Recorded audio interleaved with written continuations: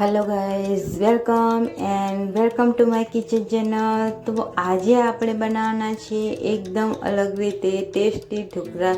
તો ચાલો ફટાફટ બનાવવાનું સ્ટાર્ટ કરી લઈએ।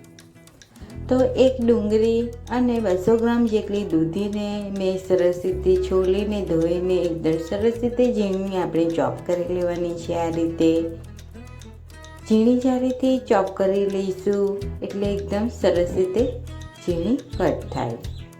તો તમે જોઈ શકો છો કે એક બાઉલમાં આપણે ડુંગળી અને ચોપ કરેલી દૂધીને લઈ લીધી છે, પાણી એડ કર્યું છે, ચોખાનો લોટ, સૂજી એડ કરી અને કેપ્સિકમ અને 2 લીલી મરચી, ચીલી ફ્લેક્સ, ધાણા એડ કરીશું, સ્વાદ અનુસાર મીઠું એડ કરીશું અને એકદમ સરસ રીતે મિક્સ કરી લઈશું।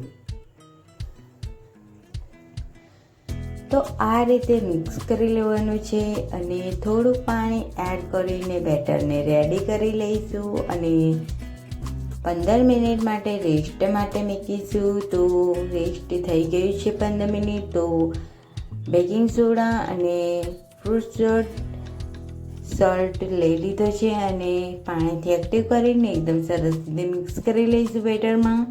અને આપણે ડીશમાં તેલ ગ્રીસ કરી અને ઢોકળાના કુકર લઈ અને ડીશને એમાં મૂકી અને આપણે બેટરને એડ કરી લઈશું આ રીતે। તો એને સ્ટીમ કરવા મૂકી દઈશું આપણે અડધો કલાક। તો તમે જોઈ શકો છો કે આપણા ઢોકળા એકદમ સરસ બનીને રેડી થઈ ગયા છે। તો આપણે તેને વઘાર કરી લઈશું। તો પેણીમાં આપણે રાઈ એડ કરીશું, જીરું એડ કરીશું, તેલ એડ કરી લઈશું। ત્યારબાદ આપણે 1 ચમચી તલ, લાલ મરચું, ગરમ મસાલો, હળદર અને તમારે જો મીઠું એડ કરવું હોય તો મીઠું એડ કરી શકો છો।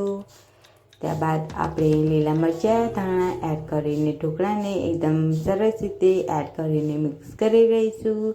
સર્વિંગ પ્લેટમાં સર્વ કરી લઈશું। જો તમને અમારો વિડીયો પસંદ આવ્યો હોય તો લાઈક, શેર અને સબસ્ક્રાઈબ કરવાનું ભૂલતા નહીં ફ્રેન્ડ્સ।